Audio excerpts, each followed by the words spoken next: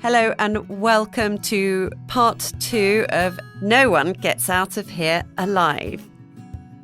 My name is Holly Lyon-Hawk and I will be taking you on a gentle, sometimes humorous and sometimes challenging meander through the myths, beliefs and ideas around all things end of and after life. Each week you will get to hear what various people's random thoughts are on the big question: what is the meaning of life? If you would like to share your thoughts, please send your voice clips in to me via WhatsApp and I'll do my very best to include them. Also each week there will be a section called Give the Flowers Now, which was inspired by my darling maternal grandfather, Roderick George Balcombe, who would say, don't leave it until the funeral to send flowers. Send people flowers now, telling them what they mean to you and how they have touched your lives. And I would love to hear from you. So if you have some flowers that you would like to send someone, please send me your voice clip telling me who it is and how they have touched your lives, along with your name, email address, and the name and home address of the person you are sending your flowers to. For each person who is featured, I will send some beautiful flowers to that person on your behalf. In this series of podcasts, I will be chatting with a whole range of guests, from sound artists, willow weavers, through to end-of-life doulas, and people who have had near-death experiences to help give you a more holistic, rounded view. It just may be a few new possibilities of how the inevitable can be approached, because remember, no one, not even you, gets out of here alive.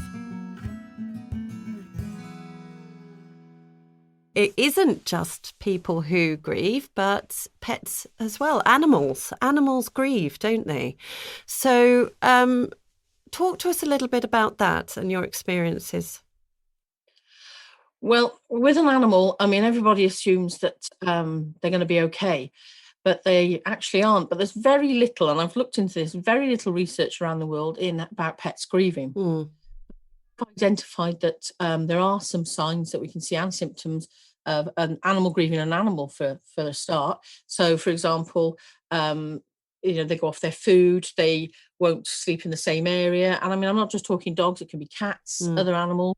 That it affects greatly. Cats tend to be quite strong-minded and know their own thing. And whilst they will grieve, they will adapt quite quickly sometimes in the main. Dogs tend to not. So there are some tips and things that we do work with if we know that the animals are going to be separated by death, because sadly we know that, for example, an animal is terminally ill. We start to feed them at different times. We start to move them away from each other in certain environments. And sadly, when that animal does go, if it's possible to let the remaining animal see or smell or some interaction with the lost pet, that can help. However, if it's not, another thing, and if it is possible, and at the moment it's probably not, is to take the animal to a different environment for different walks, different living environment for a little bit, so that it can get used to being on its own and having a different routine. Can help. And another one we've worked with as well has been equine, because we obviously work with all types of animals. When a horse sadly is euthanized, is we've seen situations where the other horses come out in the paddock and bow their head. It is absolutely amazing to see, and almost stand there in memorialization of the animal they've lost with their heads bowed, and they know. How do they know? They just do. So for pets, grieving pets, definitely they do. They're going to need love, more interaction, careful watching that they eat, that they are partaking in things that they should do. And initially they will be sad. I have a colleague who sadly she's had a pair of cats and she lost one. They'd been together since they were kittens. And for a while he was off his food. He wanted to be quite close to her. And started to get back his vigor that he had previously. But again, they were all signs he was mourning. Not only that, it's for your owner. If your owner passes away, for pets, that can be huge. Everyone's thought, we've all heard about Greyfriars Bobby, but it's not. Do we have that? We have stories of where animals sit by roadsides for years on end, waiting for someone to get off the bus.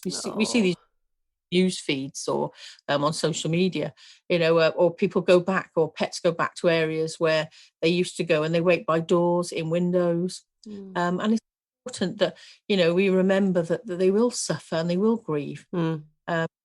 If a dog suffers with anxiety during life, the likelihood is when it loses the owner, it's going to be even more. Yeah, absolutely. And what are your thoughts on, because I always talk to the animal and tell them and prepare them. This is what's going to be happening, and I think that's helpful too. I had a beautiful miniature Shetland a few years ago, Issy, and she was in a field with a beautiful horse. He was a cob called Jazz. And one day I came home from work, and it was wintertime and it was dark, but there were floodlights on. So where I live, I rent from my friend who owns the land, and I just had to say, this is strange. There's something weird going on here. Anyway, went into the house, sat down, and then I heard Issy calling. She just kept calling and calling and calling, neighing. I thought, well, that's not like her. She doesn't normally do that. So I went out, and she was sort of pacing around, very frantic. And I went into the stables, and I saw a syringe wrapper, and I thought, oh, this doesn't look good. So I popped down to see Jazz's owner, and she was absolutely distraught. He'd got colic and had to be put down. Now, he'd been put down out in the field, and Issy was shut away from him. There was another little miniature as well that I had then, Bo. So she wasn't on her own, but it was really interesting, the fact that apparently when she knew Jazz was ill, so when he was taken into the stables, apparently she was frantic outside, back and forth, wouldn't leave him alone. And I said to my friend, I said, can I take her out to see his body? And she said, yes, but can you leave it till the morning? I said, yeah, absolutely. In the morning, she'd managed to get through the gate. I don't know how she'd managed to open this 5-part gate, being a miniature Shetland, but she'd managed it. And she was quietly grazing around him. So the franticness, she understood then what had happened. And it was a real eye opener. And somebody else actually who I supported, whose dog, she knew he had cancer. He'd been her everything for the last, I don't know, something like 15 years. And she had a younger dog, and so I supported her through that. And after he'd been euthanized, we brought him home. And the other dog came in and was having a sniff round, and in and out, and then in the end wasn't bothered at all and went off and was quite happy. So it doesn't take long, does it? And I've done this with humans as well. When the pet's owner has died, just allowing them to and giving them that time and space to say their goodbyes, to be able to process what's happened as well. They do know. They do. And, I think we need to give all animals more credit than we do. I definitely think that they have a sixth sense and an instinct for many things that we, whether you'd be dying or illness or upset, they know and they're there. And I think, sometimes we need to realise that how amazing animals are. They are, aren't they? Phenomenal. I mean, I always say to my husband about my pair, if I say to them, quick, have a look out the window, and I don't point to it, they run to the window. So you think, how do you know it's the window? So obviously their understanding is greater than we will ever know, and it can be in different places. So it's not even like that they associate a window with a location, it's different locations. So yes. They are, and really, really, I just think we just don't give them credit. We work with quite a few assistance animals, and the one that always amazes me, I think, phenomenal, are obviously med detection dogs. And by virtue of the fact that at the moment they've been training to detect COVID even, these animals are phenomenal. And if only we realise and give them the respect that they're due. Absolutely. There's a local charity to me called Hypo Hounds, and they're able to detect when people go into a hypoglycemic state and save people's lives from that. It's just amazing. So And they are. how are you funded? Is it all donations that you're funded? It is. Sadly, we don't get any government funding at all. The charity, everything we raise is raised by ourselves, or obviously kind donations by the public more than anything, whether it be people fundraising or legacies. And it's a bit like the service that I run. We try and raise as much as we can, because obviously the phone service is free, but it's the caller, whereas we fund the cost. So we do e-learning courses for professionals in any animal organisation on pet bereavement, and obviously they pay for that. We do talks, webinars. So anything that we can do as a team to bring money back in to fund what we do as a team, keep the service going. You know, my dream is that somebody would fund the phone service, because it's my biggest outlay as far as income goes. Keep it open for the public. And that is what we do. The reason we do it is to support people, and we will always do that. And how much is that a year that you're having to find for the phone line? Oh gosh, I'd be giving away. But you are. If I said to you, it runs into double thousands. Yes. Run the phone line, because people, when they talk 0800, everyone knows it's a free phone call. But you know, if an average call is 45 minutes, as a team or as a service, we pay for that 45 minutes. Please don't let it put people off calling. That's what we're there for. But it is really, you know, my dream is that somebody would fund one day. A lovely philanthropist out there who's listening. You know, my dream is to win. I often spend the lottery when I've won it in my head. Yeah. And my husband said, you'll never retire. And I wouldn't, but I could at least fund the phone line. And he laughed. Yes. We argue actually about me doing it. So as most people, and I haven't even won. Does your husband love animals too? Do you know, he does. And I would say that my husband and my daughter do. And not only are they animal lovers, and he is, I would say he's probably more on the side of the dog because of his dog, but my daughter loves bereavement, and that's a strange thing. But I brought her up. She could probably have told you all about Kubler-Ross all those years ago, when we used to talk about the stages of grief, probably when she was 11 or 12. And she really understands, and she, you know, talks to people. She's in uni. So when she has friends or people she knows in uni who lose pets, she either can help them or she signposts them to us, which I think is amazing. Wonderful. It is, you know, people think it's strange, but, you know, that to have a love of bereavement like we do, it's not the sad loss, because, you know, believe me, having loved and lost many, that will never get any easier. It's to be able to support people at a time they need us. That's it, isn't it? It's helping people, What about dreams? Having people who have whose pets have died and they dream about them. Do you know something? It's not only do they dream of pets, they can also dream of humans. I have to say, not all of us do. When they do, some people, the belief of some is different. We're all different again. Some believe it's their pet coming back to tell them they're okay. Other people think that will never happen because that's not what happens. But what we have to say is whilst we remain in the service we offer, we're impartial in everything unless the person introduces it. So if somebody introduces it to us, who are we to say that is not what is happening or for what reason? You know, does it? Sometimes I think we really want to know how they are, where they are, and if they're happy. And if it, you know, comes to light that they dream about them and it helps them, that's great. So do you believe, Diane, in the consciousness going on for people and for animals? Or do you think when we die, it's lights out, end of?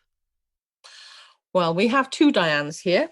We have Diane Blue Cross, who would have to say every individual can believe what they would like to believe. And the Diane who is Diane here, human being, would like to think that, yes, I will one day see my dad, my nan, my pets, and that does go on. But I think that's because in my heart, that's what I would wish to happen. I really, honestly, I can only live in hope. You know, and that's me. But the reason in work we're impartial is because we work with so many different people, religions and beliefs. Yes. we don't introduce any of it, because it's important that people know that we're impartial.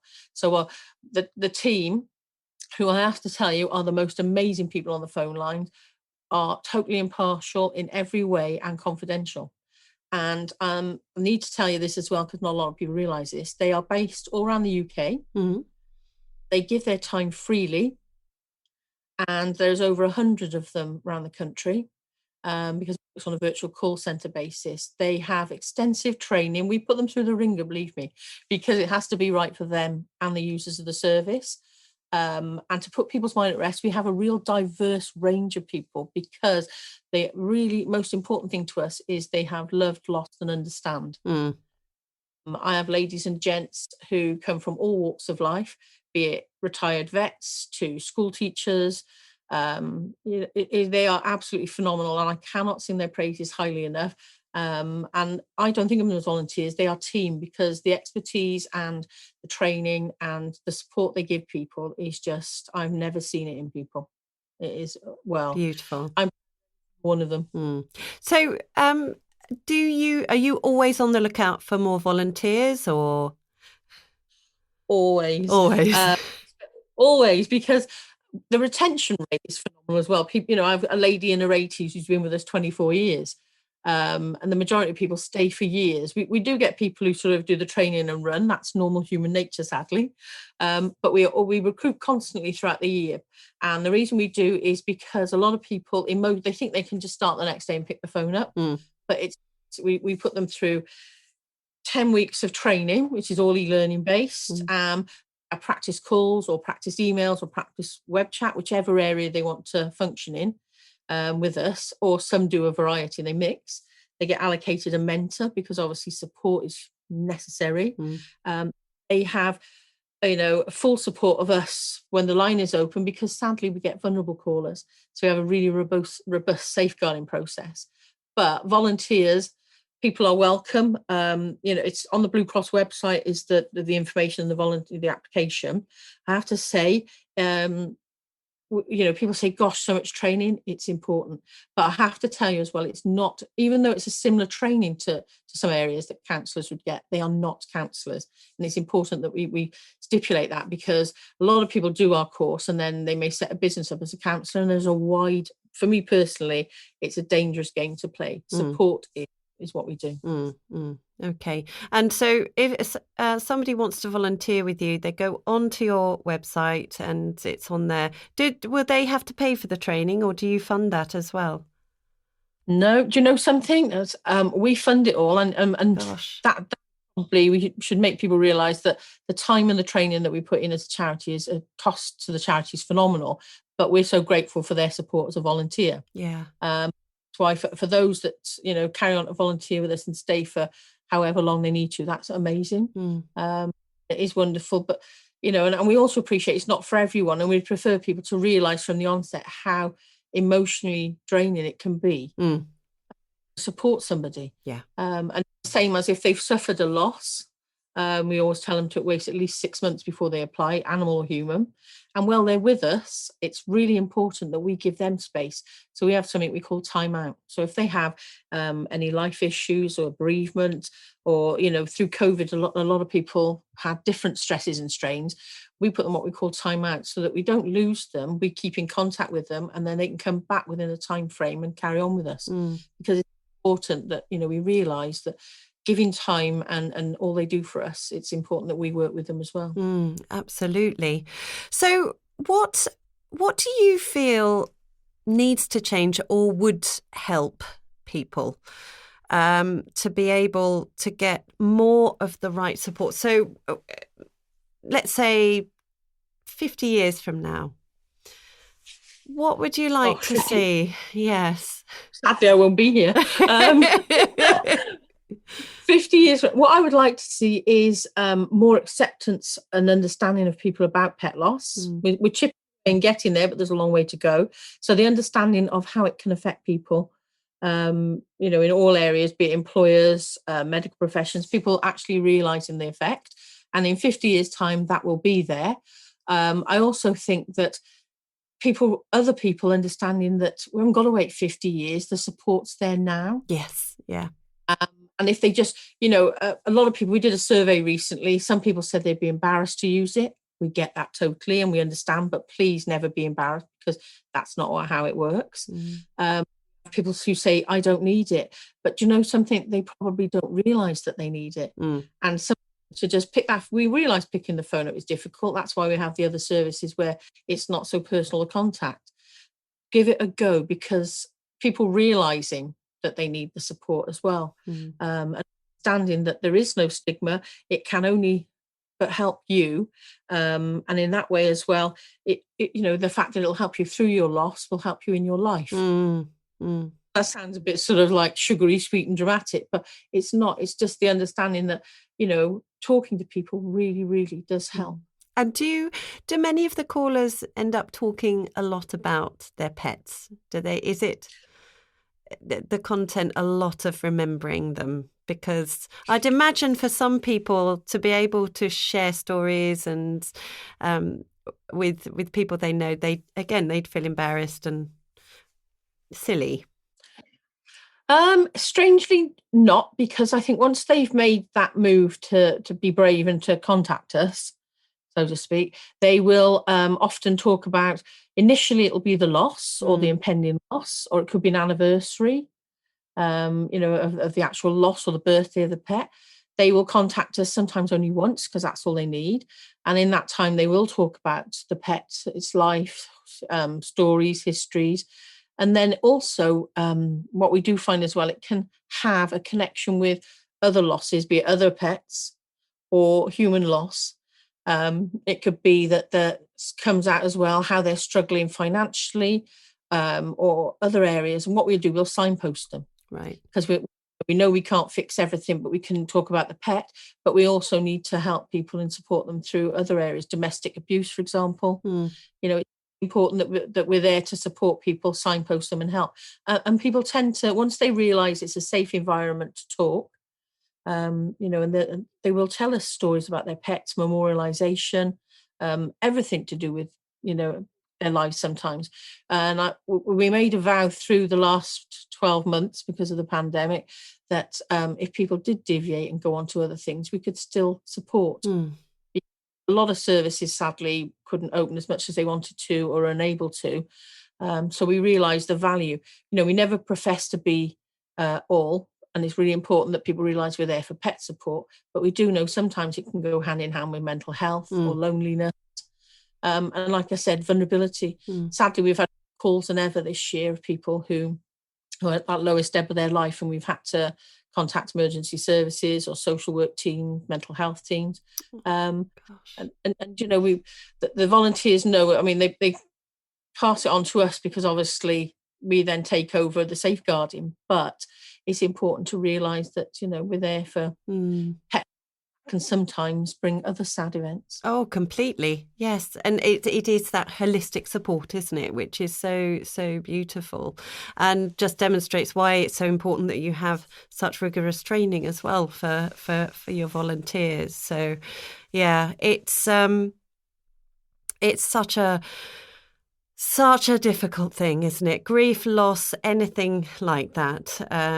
Pets, people. I know I've got two little dachshunds, and one is, she's getting on for 15 now. She's a miniature wirehead, but she's not very wirehead. She just looks like a teddy bear.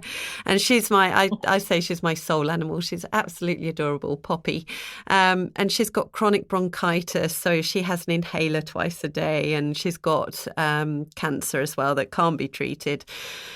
She's as bright as a button, but I know, I've had many animals through my life, but Poppy, there are some animals that you just totally connect with, aren't there? And I know that when she goes, as much as I know about all of this stuff, I'm definitely going to need some support.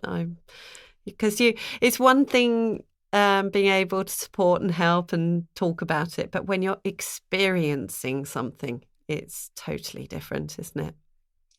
Oh, do you know, so much. I mean, it's a bit strange as well that because I work with grief, sometimes I hear myself speaking to people and I think, oh, I've gone into my work mode. Yeah. even with people I love in my family. My daughter will even say to me, "Mum, you're going into your grief mode," because I think sometimes knowing how that is it does make it more difficult. When you talk about your dog there, I was thinking about Chester, who I call my daughter's dog. I often tell this story, when she was probably, it must have been about, 5 years ago, she started to go into anticipatory grief, which is people who don't understand about grief. That's where we start to grieve before the event. So, for example, if somebody tells you that your dog is terminally ill, you already start to grieve rather than enjoying the time you have. Well, there was nothing wrong with Chester, and there is nothing wrong with Chester. However, she started to fixate on, when he dies, Mum, what am I going to do? And I'm like, Luce, there's nothing wrong. But no matter what I said to her, it didn't make any difference. So this was her ploy, and I sadly fell for it. We need to get a crossover dog. I said, well, a crossover dog. Well, when Chester's gone, we will have one ready so that he's there and he already loves us. So for a couple of years, I held off. But then I suddenly decided, there's something to this, not so much as a crossover dog, but there's a need for another dog in our family. So along came Hero. But, it doesn't cure that, because now she's worrying about what will happen when Hero goes. And I know the ploy. We'll have another dog. But that doesn't make it any easier. But I will say it does help us, because we've got the two. Yes. Each other. So I do worry how Hero will be as well when Chester goes, because Hero's now top dog purely by his size. But when he came, Chester taught him the ropes and the routine, and they are inseparable. Are they? Inseparable. Oh, gorgeous. Yeah, it is. It's so hard.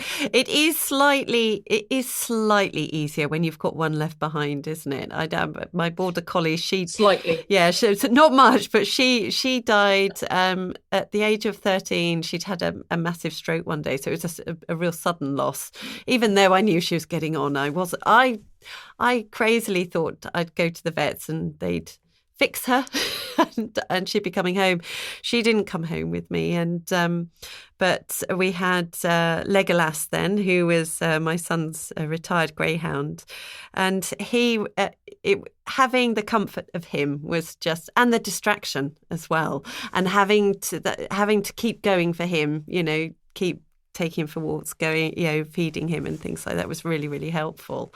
So I like the idea of a crossover dog. And I mean, I know it's not for everybody, but a crossover does help, because the loss of socialization when you lose an animal, horse, anything that gets you out, is huge. Yeah. Well, my mum, for her birthday a few years ago, my brother and I bought her a beautiful dog called Jimmy from the Blue Cross. And we'd been looking for ages. I mean, Mum was looking through all these pictures. Mum's never really had a dog of her own. We've had family dogs, but she's never had one of her own. And she was like, no, don't like that one. Anyway, she saw Jimmy and she said, that's the one. Turns out Jimmy had loads of issues and was, we were really unsure whether it was going to work. I tell you what, she's her life. She loves her, and she walks her twice a day, and she gets out and she sees people. So, hopefully, I mean, Jimmy's only 8, so I'm hoping she'll go on for many, many more years. But yes, that sudden no need to go out anymore, And my mum's gone on to lose. I mean, she lost 5 stone since she's got Jimmy, because she is now. Blimey. Yeah, I know, it's incredible. So she's a changed woman for having this amazing dog who adores her. Jimmy loves Mum and Mum loves. They're a little unit. Do you know what? They rescued each other. They did. They really, really did. They really did. Yeah. Oh, Diane, thank you so much for being here today. I really, really appreciate your time. And for people who want to contact the bereavement support at the Blue Cross charity, how do they do that? Open every day, 8:30 to 8:30, every day of the year. And if you want to phone, it's 0800 096 6606. Email is pbssmail@bluecross.org.uk, or if you can't remember my speed of speech, then if you go onto our website, the phone number, the email link, and also the link to the web chat is all on the Blue Cross website. Wonderful. And when this podcast is released, I'll pop all the details underneath as well, just so everybody has those. So, yeah. Thank you so much, Diane. No, thank you for having us. It's been wonderful. Bye-bye. Bye.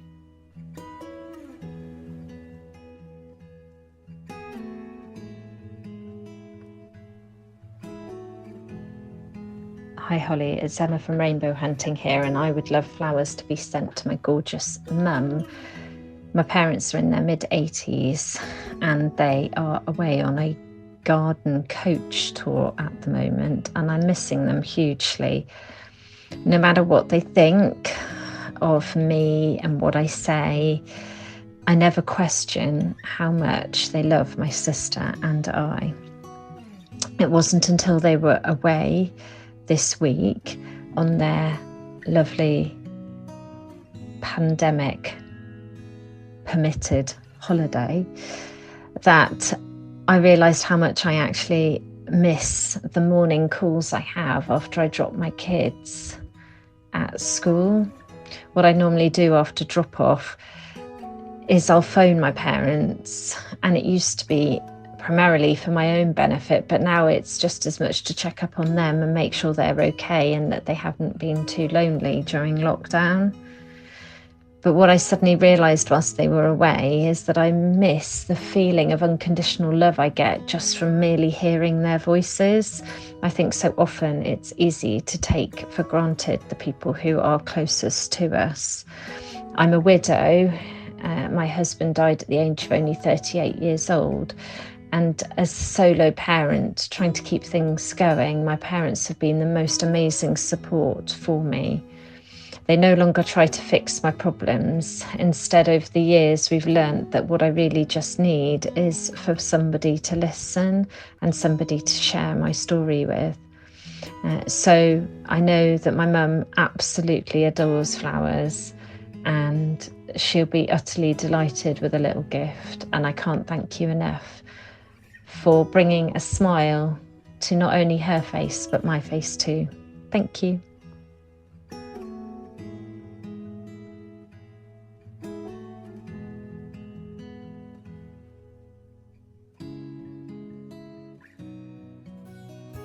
So that's all for now, and I would like to say a very big thank you for being brave enough to dare to listen to a podcast that talks about something we, as a nation, tend to prefer. Doesn't exist, doesn't apply to our lives. But no, it does. No one gets out of here alive. And being more aware and engaged helps us all to have a more positive experience when the time does come to either us or our family, friends and pets. If you'd like to subscribe, please visit www.hollylionhawk.com.